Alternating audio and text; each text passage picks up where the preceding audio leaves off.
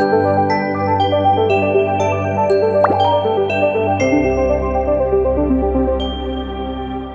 sana katika kipindi kingine hapa cha Heart Felt With Bobbie. Niko na mrembo ambaye najua mmemtamani sana, nimrudishe.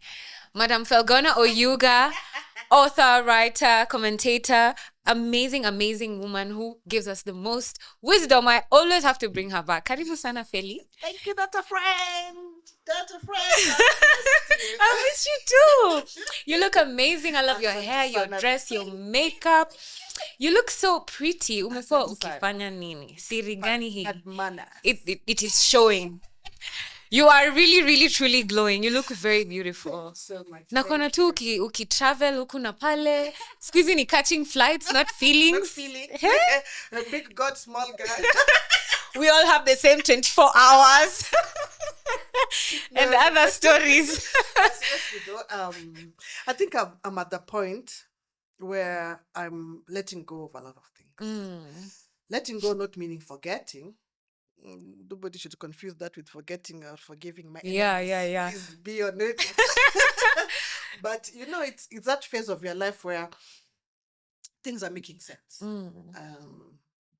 And growing older for a woman, I think is that. Yeah. You just, things make sense, and what doesn't, you don't hold on to too much, and you allow experiences. Yeah. I read an article you wrote recently about your mom, 24 years, past her leaving Earth. A very heartfelt. I kept pausing to just breathe, and maybe tell us a little bit about how you're feeling now when you think about your mother, just before I introduce the topic that we're about to discuss, because today I want us to dwell on girlhood as we always do. But just tell me a little bit about, how you're feeling 24 years on. Yeah. So 24 years now, I can finally start celebrating my mother's life. So I've grieved for 24 years, and in those 24 years, it's been everything, and she's been the biggest theme in my life because she was my reference. So it's 24 years since she passed. My mother passed at 46. I'm 46. So it's a lot. What does that mean to you? What does it give you a deeper insight into, where she was at or what she was thinking and feeling? Yes. So I'm at that point where, your parents always look so old to you. Yeah. They're always old. Yeah. This old people. They're old. And I never thought 46 was this young because, of course, despite everybody or some people and their mothers always saying, "Oh, you're an old woman now," whatever.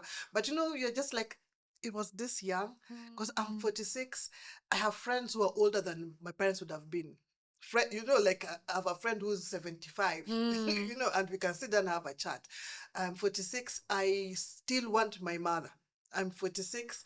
I don't know what to do all the time. I'm 46. I'm still looking for love. Okay, now I'm not looking anymore. But I know what you mean. Yes, I'm 46 and I'm still falling in love, whatever that means. I'm still being in love. I'm still romanticizing my life. I'm still thinking I could start something new.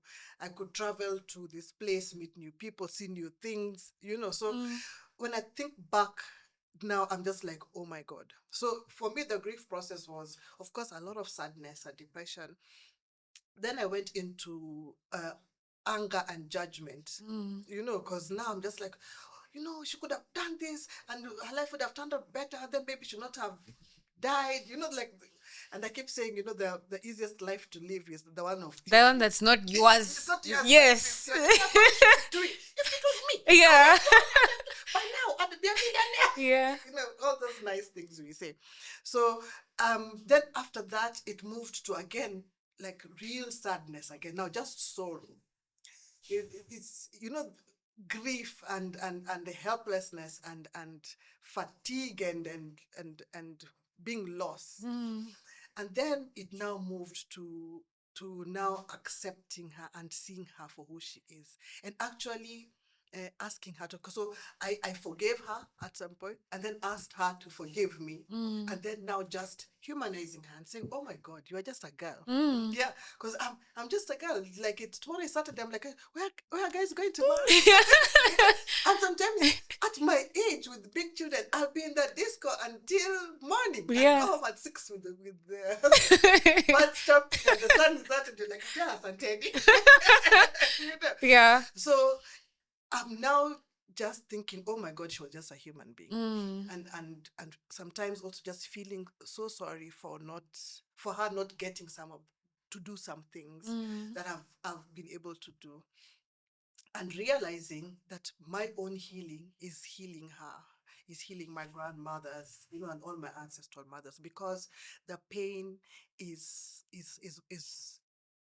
transferred, and especially for women, everybody with a womb, you get that. They say you were in your grandmother before you got here. Exactly. Yeah. So what my grandma was going through, I was going through with her, with my mother there, and my daughter was there, my daughters were there, and all that. So it's now trying to heal, trying to change that scripture. Yeah. I shared something yesterday evening on my Facebook, and where it says, you remember, we don't do forgive and forget, because forgetting means that we have let that person go, get away with whatever they did to us. Forgiving and forgetting is letting them go away with it. What we do is, because we keep remembering, what that does is it helps us set boundaries. It helps us make laws. Because if you are keeping on forgiving and forgetting somebody who raped your daughter, are you going to be there when people come and they're trying to have some laws against that? You will be saying forgive and forget. So forgiving and forgetting is problematic. Yeah. So we're saying now we are going to then make boundaries. If somebody did this, one of my talks I did was, do we repeat our mother's love karma? And we do. But if we don't forget, if we remember, then we set boundaries. And those boundaries, the boundaries I set now, I'm setting for my daughter. Yeah, you're protecting yourself and those who come after you. Those who come after. So that's where I am at in life, where now I'm thinking, okay, I've really held on to the past, and I have done the work there. And now I'm doing the work in my present, so that in the future, the work that's to be done is not as much as the work I have had to do, or I feel I've had to do. And that's the real generational wealth, if you ask me. Exactly. I want us to dive into today's topic. Yes. Which is these human biological processes that women go through with their bodies as they're growing older. Have you heard of ovulation horniness? Period horniness. Post-period horniness. Yani, I am just in this... I am in this limbo where I'm consistently either horny or depressed. And I want us to talk a little bit about that. I feel like as we're growing up as girls, let me speak for myself. Let me bring it home. I grew up at a time where having these discussions around, sex and horniness and relationships and intimacy was very taboo. Nobody was openly admitting that they were having sex. Yesterday I was recording an episode on love and orgasms about birth control and condoms, and I was just thinking about when I was reiterating my stories, I was just thinking about, my goodness, I knew about condoms at class 5, class 6. That's about 11 years old. But no one was giving me the proper information, like this is what it is for. So even when you see a condom, you want to die, you want to combust and explode and implode, and you can't even find anywhere where you can have these discussions. So kuna vitu mingi sana kama birth control, ovulation, periods, everything around periods, including period sex and horniness and the depression and all these things that are happening to a woman's body. But let us start from masturbation. I want to ask you, and I want to take it a bit personal, but you don't have to answer me if you're shy. Felly, when did you ever hear about masturbation? And is this something that was being discussed when you were younger, or what did you know about masturbation, and when was it introduced to you? Okay, so for me, because I read a lot of books that I should not have been reading. Yeah. I That's where they hide all them. So because I read all the books I shouldn't be reading, I knew about masturbation. But then remember, for me, first, my mother was very open. but she was also a very staunch Christian. And in Christianity, masturbation is a no. It's a sin. I don't know why. Why though? These people have problems like pleasure. They don't want us to feel good. Yeah, I think people have a problem with pleasure. So everybody's always going, about it the way they want to. So that's how I learned about masturbation. Then, of course, because we were young and then you're in all-girls school, so you kind of figured out some things, like you'd listen to. And when we were girls, I think we were so unhinged because we were very horny and crazy. And we were that young. Yeah, because right now there's some things I'm just like, oh my God, why would you tell people that? But when you're that young and everybody's going through something and everybody would say, this is what I did, or this is what my boyfriend did to me, or this is what I usually do. And it was interesting to talk about. And I don't know where we lost that thing because I think we need it. We need that thing where we can actually speak and say the truth and, and not feel shamed for what it is that you're going through, what it is that you're experimenting with, as long as it's not children and animals, Yeah, and dead bodies. There has to be some about it. Yeah. But even then, and it wasn't just our sexual life, even the point, I was telling somebody the other day, I don't know what happened to women, because I remember when we were teenagers, we were such feisty human beings. If you saw a boy that you liked, you didn't hide that you liked him, and you liked him. And if he was not showing it, or if he was shy, you made sure he knew it, because you'd be oohing and eyeing and laughing at him and calling him, and you just be sending letters, powdered and perfumed, and Yeah. you just be doing the most. Yeah. And you didn't care, as in it wasn't a mark on you whether you liked you or not, because you already found another one and then you moved on to that other one, and it was like that. But somewhere along the way, shame got in, and then now we were just like mangoes in a market waiting for anybody to pick us. Do you feel like we're regressing in the kind of tete-a-tete we would have as girls? Yeah, I think at that point we regressed, but then still, even at now though, I see the younger women are then now coming up. And for us, we were somewhere in the middle. You see, we had our mothers who were from a different generation. And then for us, we picked a bit of that. And then we were again also in this new generation. So we're a mix of many things. So you find a lot of us struggle with being good, because there's a push and pull. You're trying to be good because this is what was expected. You're trying to be yourself, which is bad because this is what society is right now, and that you need to be able to live in society. So you'll find my generation has the quiet bad girls. Ni wabaya lakini Yes, chini ya maji. they are very chini ya maji on many things. Yeah. So we are in that state. Yeah. So you were talking about masturbation. So for us, it was open. Of course, you didn't go home and discuss it with your mother.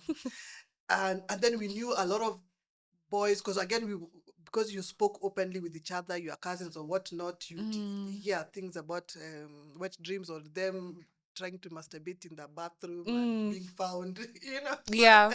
It wasn't such a secret. Yeah. But it was a secret. Yeah. Of course, not being discussed at the dinner table. Oh, no. Yeah. No. And then you see, because Christianity was what it was, especially at that time, it was very fanatical. So it was, masturbation is a sin. And I remember when we'd be taken aside, like in these youth groups in church and whatever, those are things they discuss. Sex is a sin, masturbation is a sin. And, there was Jezebel spirit, which was always a woman who was evil. Yeah. But when you grow, and you know how damaging that is for women, because you then cannot use part of yourself. Part of a woman's life, your being is very sexual and sensual. So how you move, how you operate is usually seduction, but very many women have been repressed. Oh, that's the Jezebel spirit. And then, of course, with a lot of sexual violence, sexual assault, so again, you have to repress that. Yeah, you find mothers trying to repress that in their daughters. I was talking about this last week. You find mothers trying to repress their daughter's sexuality, because you can see her, but maybe because you went through some form of sexual assault, you're trying to use the only tool which is shame, because that's all you've carried and you've managed to to repress that, and then now you're having problems between mother and daughter, and you find the daughter saying, "My mother hates me," when she's just doing all she knows how True. to do to to kind of protect Yeah. you. Yeah. And for you to reach a place where you're thinking of or discussing masturbation in your teenagehood, it means you have probably pitied some ovulation. Yes. And at that time your hormones are like Why? Okay, my question is, let's talk about ovulation as you age. Within teenagehood, into your 20s, into your 30s, and now into your 40s. What has ovulation looked like for you? And by ovulation, I mean the physical manifestations of this phenomenon that is happening. A couple months ago, there's a woman who was trending on X, on Twitter, and she had written something along the lines of, when I'm ovulating, I turn into a werewolf. I have to chain myself in the house. It's like it's the full moon. I can't even talk to anyone. I can't. Because you will fuck a dono. I'm telling you. People don't even understand it. And I was agreeing with that tweet. I was like, hey, enyewe kweli. When I opened the comments, guys were bashing her. Guys are saying at you, stop acting like we're animals. Stop acting like we cannot control ourselves. Like it's something that's beyond. But that is why she's saying she locks herself. That's what separates her from a dog. Yeah. That when now you're ovulating, you're not outside howling at the moon. You've known yourself, you've mastered yourself to know. Wait, Yeah. this year, Ikifika time. I might, Yeah. And for people it's different. I would not drink wine or vodka or gin. Because Tell us about it. Now tell us about it. Because you can find yourself in places you wake up in the morning when now your brain has come back. You're just like, Yeah. can I have that? Na sasa ni mtu wako anduthi. Ulilala kwake. Don't do that to yourself. But don't do it. The people, I'm not saying they're not people. Yeah. Just The smart ones understand what you're saying. Yes, but that's why we say, and Yes. I say this to women. And of course, we have been called many names for saying that. But if you're single, part of the ways you can save yourself the heartache is having somebody you have an understanding with. But this understanding, the way we're saying with this lady, that the way she's mastered herself, you must have mastered yourself and be in a space where also that understanding doesn't cause you problems. Yeah. So you must be in a different space. And if again you cannot be, then lock yourself like this woman is locking herself in her house. Yeah. But you must be in a space where you know how you operate. You know your attachment style. It must be somebody who likes you. They might not want to marry you, might not want to marry them, but they must at least treat you like a human being and like you. There's some people who are in situations with people who treat them really bad. I know that I told you about this, like this woman who went with somebody and the guy kept trying to put the pillow over her head. Cover the face, Cover the fire face. the base. Yes, that type of thing. And that thing really hurt her. And you could tell it hurts her because she talks about it when she's drunk. Yeah. So it is a problem. Yeah. So don't get yourself in those type of situations. You have to be so intentional. Life must be lived that way, very intentionally. Yes, your body does things. And the reason we are not, as we've said, like animals is because we have a brain, we have the awareness, we have that thing that we can sit down with ourselves and say to ourselves, okay, self, this is where we are. Yeah, this is what's happening. And now what can we do about it?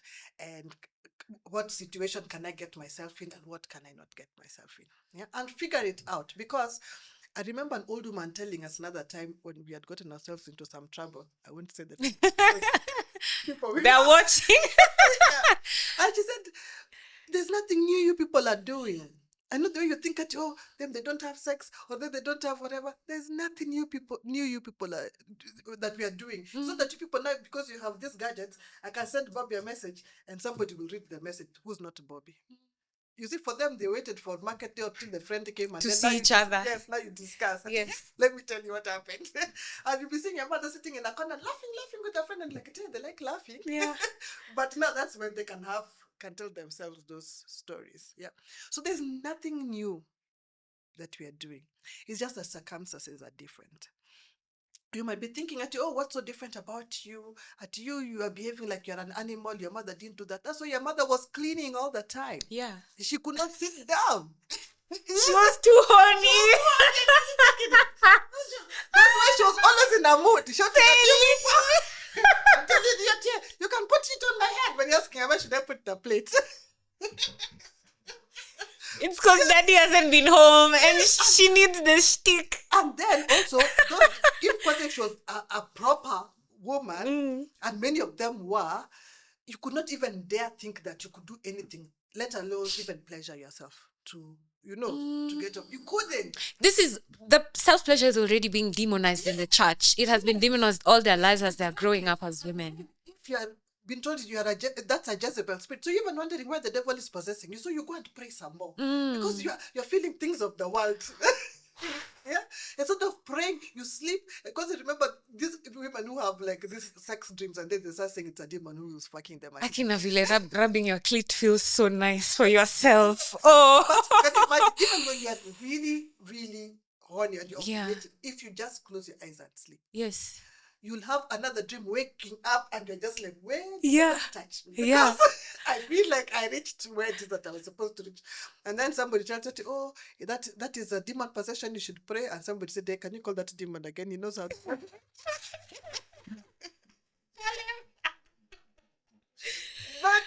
honestly, oh my goodness. Understand how what it has been for us. Yes. And it's going to take a while, but it just starts with these conversations. And thank everything that's good for that woman who said the truth and said, you know what?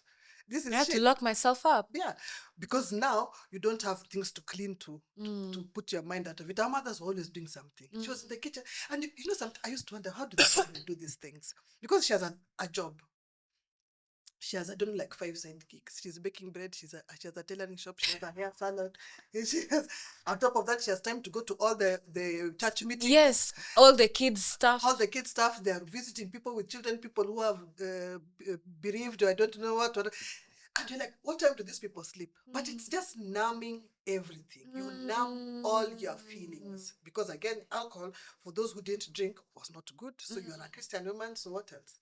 Wake up in the morning, by 6 o'clock, she's up. You're like, Nadine, do you ever sleep? Yeah. Or at 4 o'clock in the morning, she's shouting at God. Then after that, she comes and starts sleeping. I don't know. Like, so that's the way of coping. Yes. Okay, so this ovulation as you grow older, is it a myth? Is it just a story? Because there's nowhere where we were told in textbooks in school. Yeah. My mother has never sat me down to tell me, Robertta, ukifika 30, ni mambo inachemka. Yes. All the information I'm getting is from personal experience and from tweets that I'm seeing online. So tell us. And then the myth that you hear everyone, men loved telling women that after 30 now you have expired, you are dry, you are useless. What's up with that? It's because they know they can't match a woman his age. If she was to show him what give me the sex that I want. Yes. It's the one that people have been telling me. He can't. He will die. You should probably kill him. Because it's true. I think men think they want a woman who wants sex until they meet a woman who loves sex. That's a different story. Yeah. Now it's all new. You see, it's easy for him to go with a 20-year-old because he can do rubbish. He's going to give her money. 10,000 shillings is going to change her world. Yes. Because she's probably paying 5,000 for her hostel. Yes. Yeah. So another 5,000 shillings extra every week you have like a 10K from this guy. Yes. That's a lot of money. Yeah. So do you care whether he's doing you anything? You don't care for the sex. Yeah. And you tell him everything. Once you, daddy, you're there for the money. Sisi, at 30, we are requiring you to actually bring on top of that 10K game. we're expecting you to send, then you must bring the game. Yes. Yeah, things must make sense. Otherwise somebody just stops calling and you're wondering, why did you stop calling me? I thought we were friends. You're just like, Nani. That friend. Yes, what I saw there is not something I want to get into. Yeah. Yeah. So as you grow older, and for us, we had a lot of that story. Oh, you get old, you're shriveled, you don't want sex anymore. And they even add, you can't even have babies. And women, you're hearing women at 45, 46. 50. Yes. 60, giving birth naturally. Yes. Yeah. But you see, they fed us all these things to keep us in check. You imagine what all those old men would have done with all those horny women who didn't have even disco to go to. At least us guys, we have disco and alcohol. Yeah. We can manage ourselves and Zumba and all other activities. Yes. These ones, imagine you are sitting there with that horny woman. And sometimes you have married 3 of them. And it always feels as if for them it's the opposite. It's when they start balding, their testosterone is going down, ED starts pulling up, and they can't last longer in bed. And then they don't even talk about it. So you can't even help them. Some of these things can be sorted out. Yeah. But most of them won't even talk about it. So they wait for you to go there and be disappointed. And then now he hopes that you keep his secret. After his 10K. Yes, I'm secret. Cheza nayo itamka. Yeah, some of them are treating like you people don't know. I don't know if they experienced manual cars. The manual car and the bus is dead. Yeah. So sometimes you don't have anybody to help you push the car. So you must push it by yourself. So you'll be there at the driver's seat. So you open the door, you put the gear in place. I don't think you'd put it at neutral or something. And then you push it. Then at some point you jump in and jump. Then you do it. Yeah. So you know you're guza. You jump. And in 30 seconds, it's gone. It will not work. Oh my goodness. Yeah. So a lot of these things, a lot of these myths women were told were to keep them in check. So you can imagine, like some of us who don't have reference, you don't have a grandmother, you don't have your mother, you don't have, an aunt. So you're now there wondering, I thought they said it was supposed to be going down. This wasn't in a panda. What's going on here? And then when you discuss with other women, they tell you, hey, who told you it's going down? My friend, this is about to brace yourself. Yes, it's about to be on. Yeah. This is when you're going to actually even enjoy it. Yeah. Yeah. So, and you find that society is not ready for a woman who, one, loves pleasure and has found how to pleasure herself. And this is not even just only sexual. Yeah. Any sort of pleasure. Because a pleasured woman is so hard to manipulate. Yeah, because what are you going to give me that I can't? I don't know where to get. Like, what is it you're going to do? Probably already had it. Thank you. Yeah. Yeah. So there's nothing you can hold over my head. And once you've reached a point where you know you can get pleasure, as we said, it's not just sexual pleasure. You know how to get your happiness. You know how to get satisfaction from maybe your job, from life, from sex, from whatever.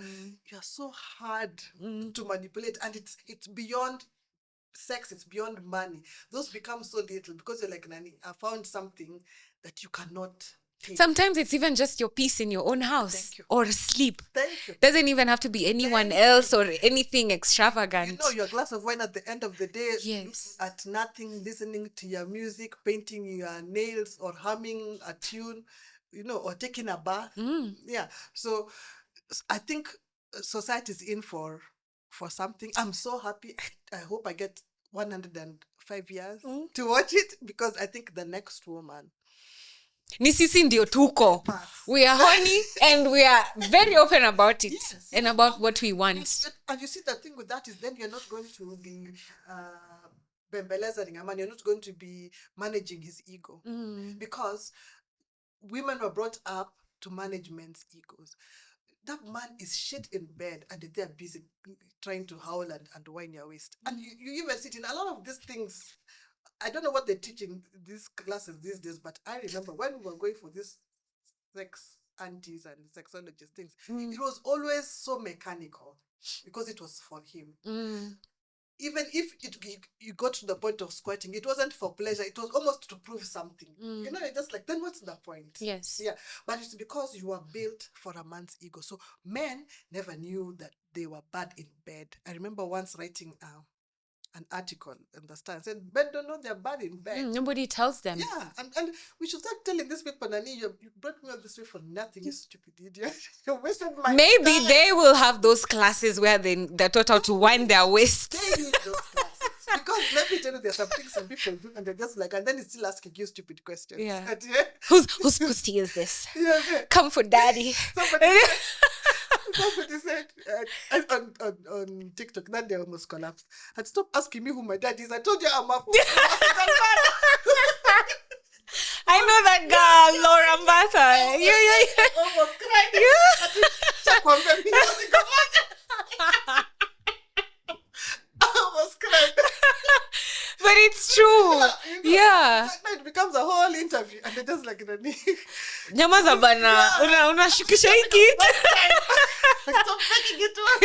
Yeah. And so I think now it'll make people, and not by people, I mean men, have to stop being lazy.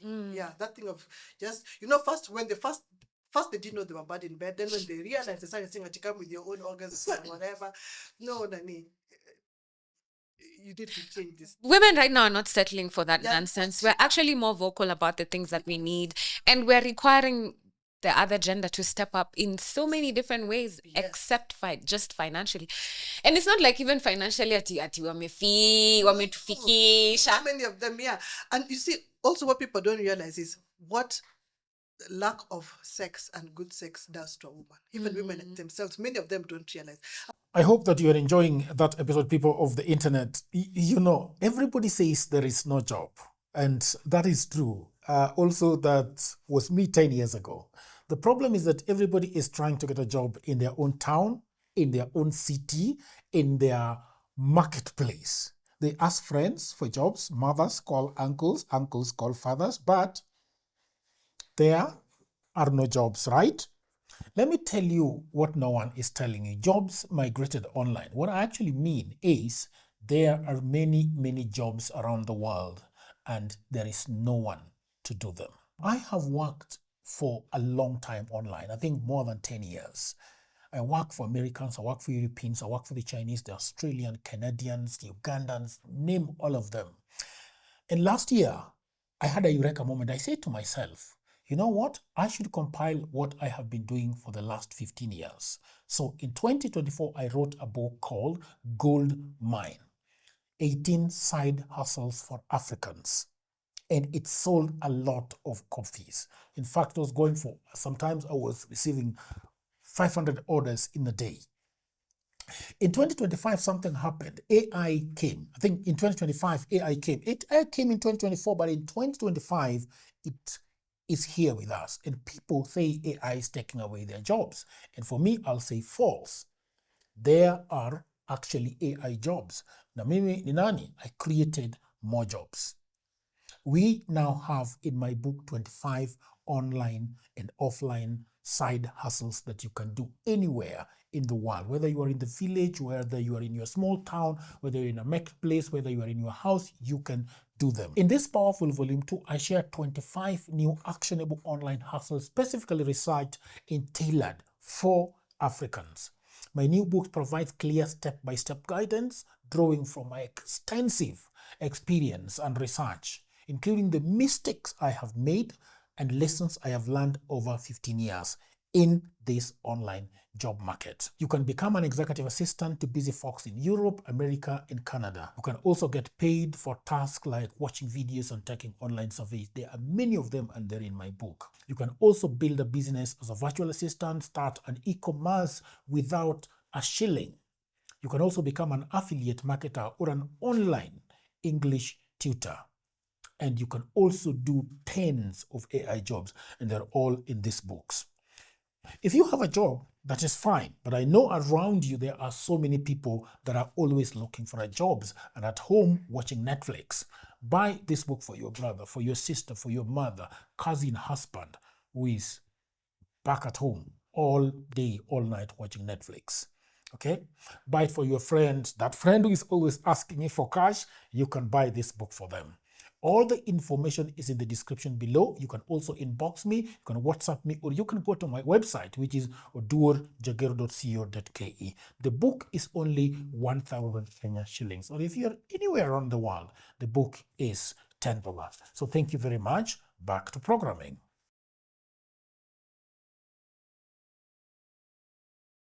A lot of these backaches women out constantly have. This moodiness you're almost always in. Irritability, anger. Headaches. It's that man is not, you're not having good sex. Yes. Yeah, so because there's no way you could have been given all these body parts that when touched creates a certain feeling Yes. for nothing. Yes. There's nothing in your body that is there for the sake of being there. We used to think that the pancreas is nothing. The gallbladder. Yeah, because you don't feel them every day. You're just like, what is that? Yeah. Yeah, wait, it starts hurting you. Yes. See, that's when you realize, oh, kumbe, this thing does something very serious in my body. Yeah. That's interesting that you bring that up, that a lack of, proper or amazing sex for a woman is definitely causing her more distress. And this is evident because especially during that ovulation period, you feel the frustration. Like you really get very cross and very short with people. Yeah. And I'm not seeing spaces where I can be able to say, hey, I'm mad because I'm not getting flipped through the mattress. Yes. Yes. And that's what I need. And if you almost verbalize these emotions, of course, utaitwa malaya. It's like, as a woman, you're not supposed to enjoy or want sex. Or it's made to look, but like also there was a time that men, you'd be abused that way, like you'd be at work and maybe things are not going well and you'd be told that that one needs sex. So it was like something that is diminishing everything else. Talk about it, yeah. So yes, maybe you could be needing sex. Yeah. But that's not the context or yeah. For it. So it made women again also keep quiet, because then again, just if I already know what's hurting you, then I start abusing you with it before you verbalize it, so that you never have to. They're causing shame. It's abuse. That's so freaking crazy. Yeah. That's so freaking crazy. Yeah. And I'm sorry. No. And I'm realizing, you see, this horniness that we're talking about right now, it's not showing up on just that 1 week, even during period week. So how are we navigating this? Because nobody told me, oh, Robertta, you can masturbate during your period, or Robertta, it's okay to have period sex. You can even have So period sex. tell me a little bit about that. Is period sex a thing? Is it something people are supposed to do? Is it dirty? Is it yucky? What are your feelings around that? It goes back to how you view women. Like for a man, many men and even women were taught that when you're having your period, you're unclean. Even in the religious books, Yes. sijui ukajifiche 40 days, Yes, you're unclean don't after fast 40 with us, days. don't eat with people, sijui, don't walk next to people, don't touch others, wash your hair after how many days, like a lot of rubbish things. But why would you think anything happening to a woman is dirty? And nothing that happens to you is dirty.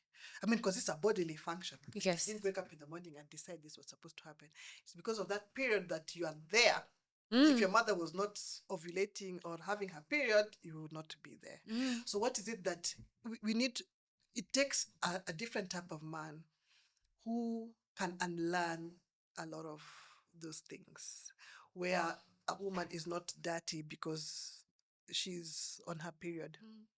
When you bring it up, you see how they grimace. You see how they're And for me, that's usually a sign that I'm going to have a problem. Because if you have a problem with me on my period, because and the way a period is, I don't know whether people understand. Like, if there are times you cannot control it, you can be sitting here and you have put everything in place and you stand up and your whole behind this. Yes. And people, no matter how old, how experienced, or how many periods you've had, it's almost as if every month is different. Every time is different. Yeah. And every, it just keeps happening to you the way it wants. Yes. You have no control over it. Yes. And very many girls have been shamed, like if you'd stain your dress, or you are careless, you are dirty, you are untidy, that type of thing, not realizing that it happens to the best of I have all the resources, but sometimes I wake up in a pool of blood. Yes, it's just blood. Yes. Oh my God, people need to calm the fuck down. You will take hot water and wash it. Yeah. But you see, if somebody has a problem, even you're just talking about periods, then how is it going to be close to you? Because if you are going to be with me and you're going to be very close to me, you will see my blood. Yes, at some point. Yes. And there are days when you don't even know your period is about to start, and right after sex, as he comes out and you're thinking, today I'm going to have, it is all blood. True.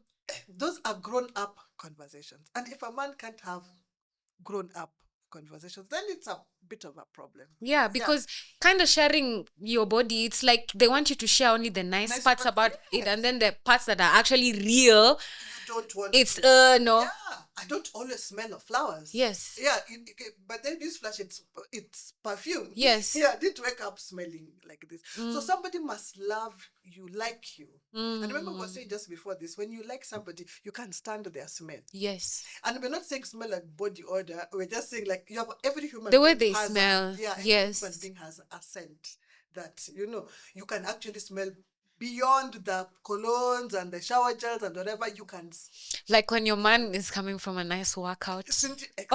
Exactly. Yeah. And that's when you really love the man. But if the person is sweating and you're like, oh my God, You just know that's an indicator. You Yes. probably don't you are not like where was them. the yuko? Yeah.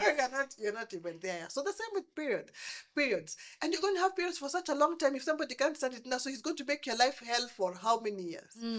And very many women are ashamed like that. Yeah, because imagine it's 2025 na bado ukienda kubuy pads inafungwa na magazeti na unaifichwa ndani ya Yes. bags inaingishwa huko And it's like ndani. that, I'm not taking drugs. Yeah. Yeah. Oh yeah, this is it's normal. Yeah. So you even hear somebody saying that I can't even go and buy what do you call it? Pads. For a woman. Yeah. And But that's the woman you're nutting in every fucking day. So then just get a hole on the wall. And So that you don't have to deal with that. real life Yes, stuff. yeah, or get those. Now they have the dolls and the whatnot. Get one. But The flashlight. yeah, Yeah. But a human being, a woman, is going to have periods, and it doesn't. And for me, I don't think there's anything dirty about that. I know, unless I'm wrong, we can still Google it. But I know there's nothing medically wrong with having period sex. And sometimes, actually, you need it. Yes. So I know there's nothing medical, and that would be a problem if it was medical. Yes. But if somebody just decided they don't like women and they're like, ew, and then made it some kind of no fucking, Nataka tusonge kwa birth control. This is such a huge topic for me because it's something that I'm struggling with currently. I mean, I'm such a huge believer of condoms. And abstinence. Yes. Because Mimi, I fear STIs and I Yeah. fear pregnancies and I Yeah. fear HIV and I have so many fears around sex. But then we cannot refuse to acknowledge that people are having raw sex with each other and coming inside each other. And this is vastly the large population, So contraception. When did you ever hear about contraception and how did you learn about birth control and who taught you about it? I ask this question because in my personal life, I've truly struggled to figure out ways that are better for me. And one of the biggest causes for this has been finances. Yeah. See, when I was younger, okay, let me start with lack of information, access to information. I didn't have access where someone would tell me, this is what you do, this is a pill you take, this is an IUD. And then when we finally learned about it in school, I could not afford it. Sijui depo, sijui what. Nilikuwanga tu nazisikia, mi hata sizijui. Hormonal, non-hormonal, blah, blah, blah. We were taught this in school, biology, I think in high school. And then now in uni, now, I think you start picking up the momentum on your sex life. Yeah. But still, I can't afford. I'm just a university kid. Where am I going to get money to consistently get sijui injections, ama sijui permanent methods that nobody has truly ever explained to me? And then now at my age, I'm seeking out this information intentionally. Now I feel like I can afford it. I feel like I have proper information, access to information. But the problem is, all these years later, now there's so many consequences that are coming up about these methods of birth control. Mara sijui infertility, hot flashes, hormones, sijui nini, mashida, kuga, Yeah. Something that I've told you about personally is anytime I take the pill, the daily pill, I literally start to feel like I hate men. Yes. So it's like the birth control is really working. This is not me. It's not me hating men. It's truly, I do not want a man to breathe near me. But I don't see people having, mi sioni mahali hizi vitu zimeandikwa mahali watu wanasema, this is what is happening to me. This is, so I'd love to hear about, your opinion and your history and maybe tell us how birth control has been looking like for you, and how you would probably advise us to go about it. Yeah. So like you, we didn't really also have that much information on birth control. And then I think the most popular one, of course, would be the pill. And then even these pills, we would see them because like you'd go through the maids things, and then you see this pill and people ask each other, what is this? And everybody, now that's how we were learning what these things were. Because like for us, I mean, who was teaching you? Because nobody was expecting you to be having this sex in the first place. Yeah. So before you continue, do you think it is wrong for us to assume that younger people, even if it's 9-year-olds, 8-year-olds, is it wrong for us to assume that they're not having sex or that they're not privy to this kind of information? In this day and age, if you are assuming, then the problem is you, not even the children. In this day and age of information, because there's a lot of information, there's a lot of things being thrown, especially at children. That if you are not having conversations and just assuming because of age, then you are very late. By 10, you are so late. Yeah. So those are conversations you must be having, and having constantly. And having that avenue opened, it's not easy. I'm going to tell you easily, it's not easy, but that's why there's alcohol. Or whatever it is, yoga, just do something. But you must have the conversations to save the lives. Yeah, so for us, we didn't have that much. We knew about the pills, and for most of us, we knew about the pills from, going through the maids things. And I don't even know what you were always looking for. But, like, you'd find a... Curiosity took you on total. Yeah, and you see her swallowing something, just like, I tell you what she's taking. Then you find, the way they're taken in a certain order, whatnot. Yeah, so we knew this is something. So then that conversation amongst peers. Then, of course, condoms came. Then for us also, we were around that time when the HIV, AIDS... The boom. Yeah, epidemic. So it was a serious... Now, people just must know how to have these conversations. And the contraception of choice, because it now did two things. It prevented pregnancy and, of course, the transmission of HIV and AIDS. Also, we thought of, to some extent, was condoms. So that was now a big thing. For us, condoms was... And you got the condoms everywhere. It was there was easier access. Yes, it was in the bathrooms, in the clubs. It was in the like in the universities. You'd go to certain places and you'd even be given. So but where were you getting the information from? Who was sitting and telling you this is a condom and this is how you use it? It was in the school curriculum, because now AIDS was such a problem. It was an epidemic, pandemic. It was everything. So it was everywhere. It was in, you'd go to places and there were like posters and whatnot, telling you to use condoms. You go to the toilet, there were the condoms and the whatever. And these whatevers were very popular, the wooden penises. And with the people showing you how to put on the condoms. So that was done. I think if anything, that government of the day, that they did very well, because it was it was everywhere. It was really literally everywhere. So we understood that. So for us, that was it. So like all contraception and or preventive measures, they come with their own effects. So there were people who are allergic to it. Is that usually a real thing? It's a real thing. It's not an excuse these boys are telling us. No, and this is not even from men, even from women. Yeah, so there were women who would react to it and whatnot. So, and it's not a big thing that it's everybody. So everybody should not be waking up and saying that, I'm allergic. The condom is too tight. Yeah. I'm not feeling anything. It should not be, because I think they've also improved as we've gone along. There's a wide range of condoms.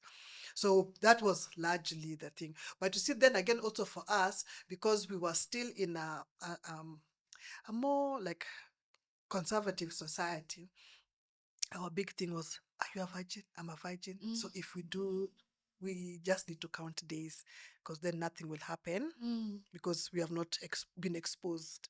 Because, we want... But you see, like now, and I was telling my kids the other day, the thing with you people is there are children who were born with HIV, who are your age mates. Exactly. The people who've been abused. Yes, the people who've been abused, the people who have... Then there's not just HIV. There's so many things that you can get. So you cannot pull the stance we used to pull for, are you a virgin? I am a virgin. Let's these days you can you can both be virgins, yes. But then this child maybe was never told what disease that they had. Yes.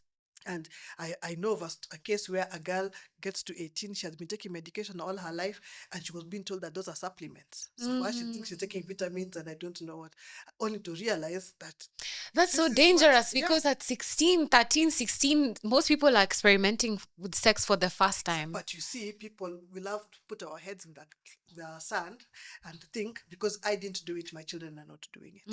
You know, so, or because she's too young, how can she have known?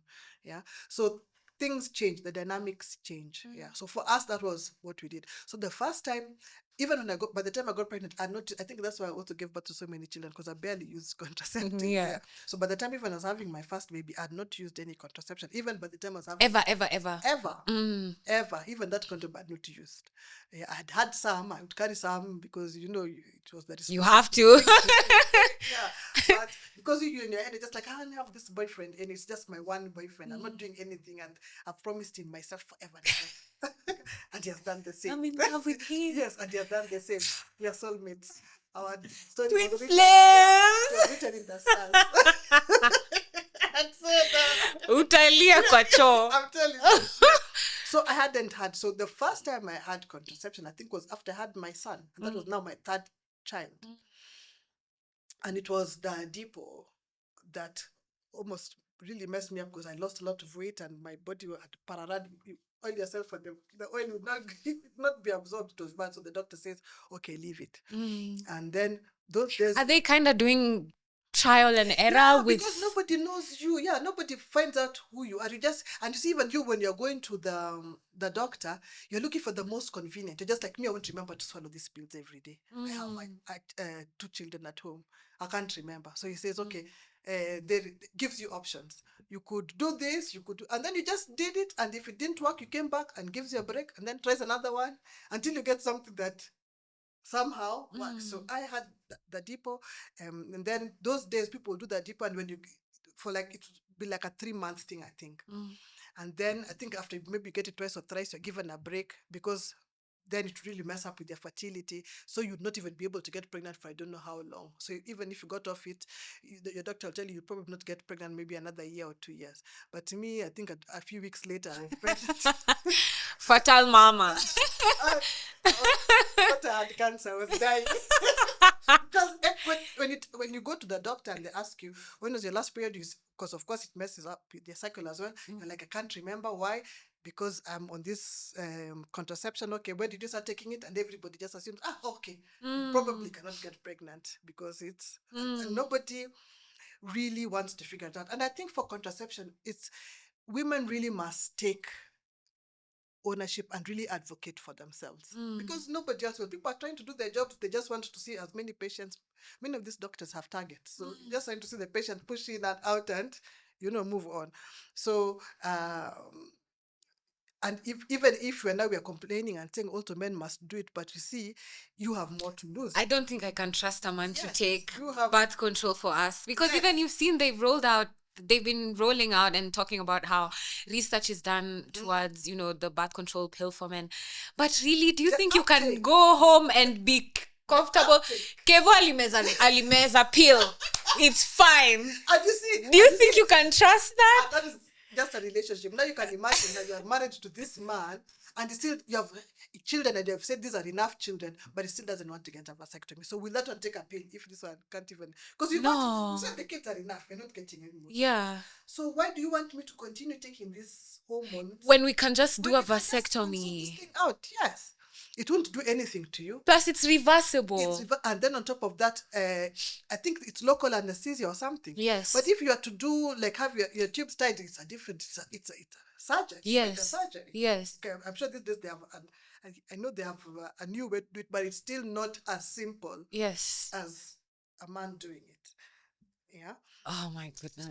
So contraception at the end of the day, there's so much, and then now you start realizing the way we're saying this fertility issues. There are women who their skin now just becomes another thing. You now turn, you have the acne and whatnot. You gain weight. You do mood swings, and everything is happening in your life. Yeah. So I think first you must really advocate for yourself. But if you are in a relationship with somebody, it must be two people Yeah, thing. partnership. Yeah. And that is why, again, remember, we keep saying it's so important to be in a relationship with somebody who likes you. Because then they feel something when you are going through something and they want to do something as well. Yeah. Not tell you, Nani, kama utafanya nini, I don't know what you're going to do. What you've mentioned, it's very important for us to have awareness so that we're able to advocate for ourselves. But what does that look like on a very practical level? Because like for me, I think I'm able to tell what works for me now and what doesn't. That's why I'm able to say I'm a big advocate for condoms and abstinence. Yes. Because the hormonal methods really, really mess up with me. Yeah. But then there's situations where I will not always use a condom. I will not always, abstain. So what are some practical ways that we can get to know exactly what we need for our bodies so that we can be able to speak up for ourselves? Because at my age, I'm still struggling to put words together to even know what I want. When I go to a doctor, what do I even say? How do I start? Because a lot of these conversations, kumbuka, zinatoka from a place of shame. Already tushaitwa ma Jezebel na mama lie. Now we're just like, anyway, we have ruined our reputation. Now let's continue. Juzi nilikuwa kwa chemist and some lady walked in with a little baby and she wanted the depot. And I was there, but she was so, yani aliingia tu akakaa, kajishika kwa kona, kanyamaza. Na ni mzazi kumaanisha anadinyana, anafanya bad manners. Yes, in 2025. So ishemiko hata beyond people who are already physical manifestations of their sex is here, but they're still afraid. Kind of way. So what are some of the ways maybe we can become a bit more confident in About knowing ourselves and speaking up for ourselves? One is research, because when you have knowledge, then you speak from a place of authority. So you must research what it is that you are trying to do or put or you need put in your body. You must also, like you see, like now you know your body, you must know your body. A lot of us just go through life on hope and faith, which is not a good strategy. I can't do something because Bobbie is doing it. And I know that because even for us when we were young and we have around the people who are having kids around the same age, we're doing the same things. We were too lazy or maybe too tired or too ignorant or too scared to do our own research. But because so went for the depot, then we all went. That's actually what always happened. Yes. So now they have stopped. We all stopped. What new thing are they doing? Now they're doing I don't know for what. We all went. And nobody just sat down. And I find that with women, that we are usually very lazy or very, I don't know what it is. And I'm using lazy for lack of a better word. Somebody can give me a better word. But we don't like to think for ourselves. That is why even for all these years, men have told us what is going to happen to our bodies. Can you imagine? And we've believed it for all these years. And it's almost as if the research is not enough. They're not even doing enough research. Yes, and why are we waiting for somebody else? Right now, we have social media. We have so many tools that our mothers didn't have. We can pass on a lot of information instead of using that social media to shame each other, to stand up and wake up and say how I'm better than everybody else. I don't have sex, so I'm good. I'm very nice, and I'm going to heaven. I'm waiting for my husband. I'm waiting for my husband. It's okay, good, but we can use these tools, to collect, and we'll be collecting such raw information because it's Bobbie saying, I, Bobbie, took this. Sometimes you can even attach photo. Yes. Because I have it in my bathroom. Yes. This is what I took. It's real. It's real. Yes. On day 1, I felt. On day 2, I felt. And then another person will be like, oh man, I also took that thing, but to me, I felt whatever. Then we are able to collect all these things and say, okay, you guys, this is doing this to us. Yes. Now we have a sizable sample. We can't wait for some men outside there who are sitting in boardrooms, who are trying to make money, to care about what we feel and what we are going through and what is happening to us. Yeah, we need to stop this thing of just sitting down and waiting for somebody else to come and tell you. A lot of things that we have been told about our bodies have been told to us by men who don't even know us. And it is even worse for African women because those men were somewhere else. They weren't even here. Yes, they don't know this terrain, but suddenly we're living by those rules. Our Oh my bodies are different. goodness. women right now discussing menopause, which is so refreshing. Yes. Because again, a lot of the research that has been done has not been done on you, African woman. Yeah, our bodies are different. You are saying I'm going to get this. Our bone density is different from a woman in the West because of my diet, because of my work. So you can't give me the same thing you're giving that woman. Yeah. But also, we can't sit down and wait for somebody who's going to come. And yeah, we are just chilling. Until they come, we're sitting ducks. So somebody just wakes up in the morning and calls himself, I don't know what assessing. I tell women by the age of 30 are expired. Desires. They are dry. They are moody. That's why their husbands are leaving them. Yeah. Nobody has done anything. But now, that man now, I said that it now becomes law. Everybody's telling me everywhere. Everyone and their grandmother. The podcast bros are regurgitating it every day. For word. Hey, look for younger women. These old women are expired. Look for younger women. They sound so ridiculous. It sounds ridiculous. Yeah. But women must decide that we're not keeping quiet, because it is, I keep saying, my friend, when we close our eyes, we don't know where we are going. Yeah, whatever anybody has told you about honey, 12 virgins, land of gold, fire, milk, people, men who have feathers, is stories. Men who have feathers. Only my angels. All that is hearsay. Yeah. I mean, not even hearsay. Somebody could have been smoking weed one day and woke up. Schizophrenia. Woke up and just said, hey, you guys, I know what's happening. Yeah. And all of us just took that story and ran with it. You don't know. So that we are here. And we need to go back to the African way of thinking, because I'm not here for myself. I'm here for my descendants. That's the most important assignment I have. So can we get together and work this thing out and figure it out? We can't wait. And we must start with whatever tool we have. This technology is Africa's biggest gift. They just don't know. It's only that now half the time we spend it on trolling each other. We would actually be doing such big things with it. True. I'd like to come to a close to this conversation, but before I do, I have one last question for you. As a mom, even to me, as a mom of daughters, how are you making sure that your girls have this information at hand, especially from a reliable source, which is you? Because there's no one who's better to give you information on your body than somebody who's been there, somebody who knows you so intimately, like your mother, someone who created you. How are you making sure that you're keeping your girls informed, and not just, us who know you, but even people at large on the internet, people who are watching you consistently, people who are curious about so many things that you have to talk about? How are you making sure we have proper information? It's talking about it from a place of experience. And trying, sometimes maybe people think when you get onto the internet and start talking about experiences that you don't care. You don't know what goes on behind, talking to yourself and saying, somebody needs this. Sometimes you're just like, fuck it. I don't know, but you're just like, what, somebody needs to hear this. It's going to help somebody else. I know what it feels like to not have information. So you gather yourself together and bring it. You must speak of your experiences, because there must be a record. There must be a witness. I don't think women know how important it is for people to have a witness of what you have gone through.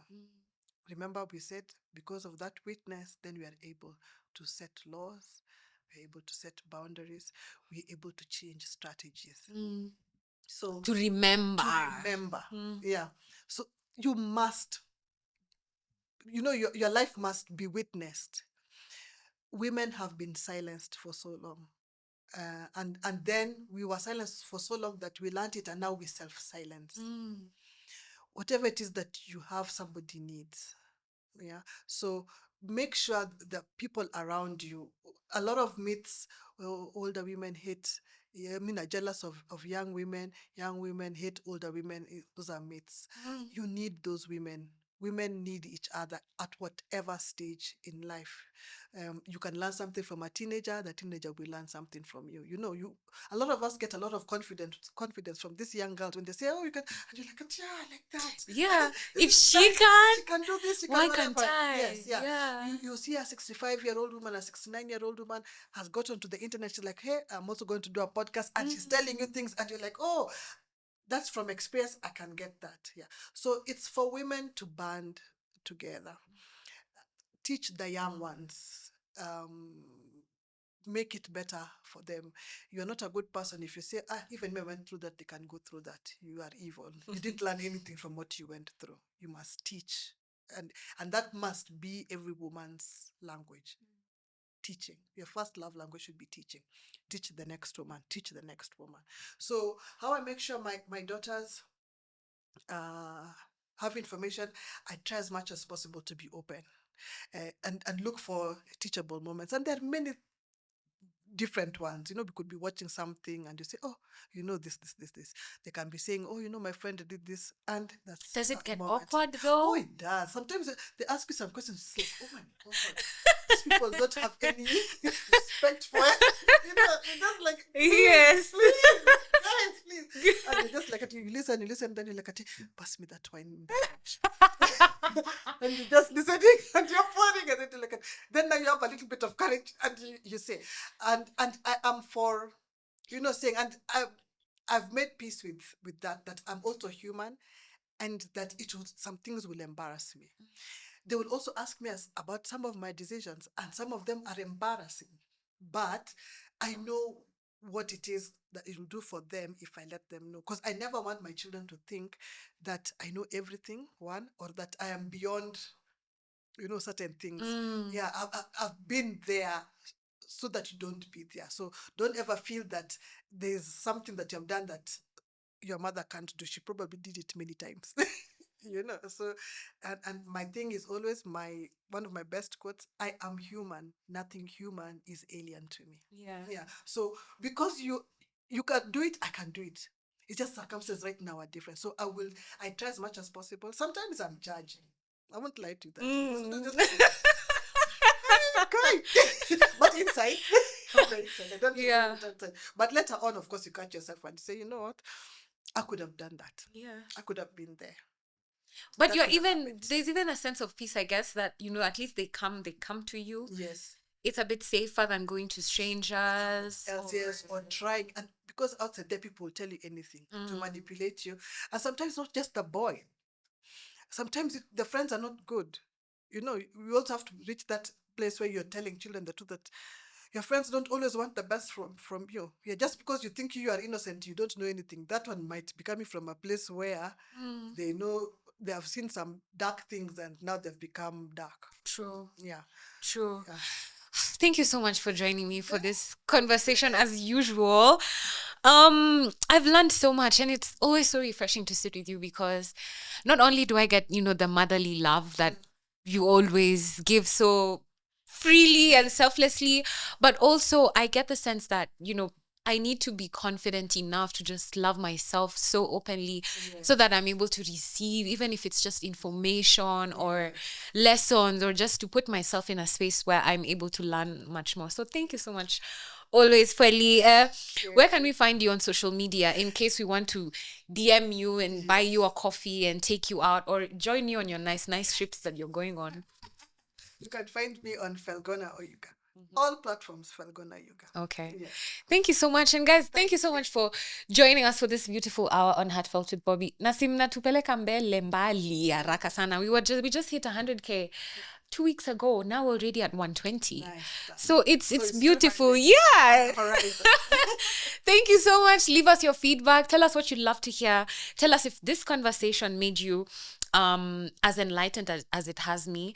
And yeah, until next time, I have been your host, Robertta Bobbie. Please follow me on Love and Orgasms as well. That's where I post all the dirty, nasty, sexy stories about sex, and I talk about my personal life a lot. So follow me there for more explicit stuff. But until then, kwaheri.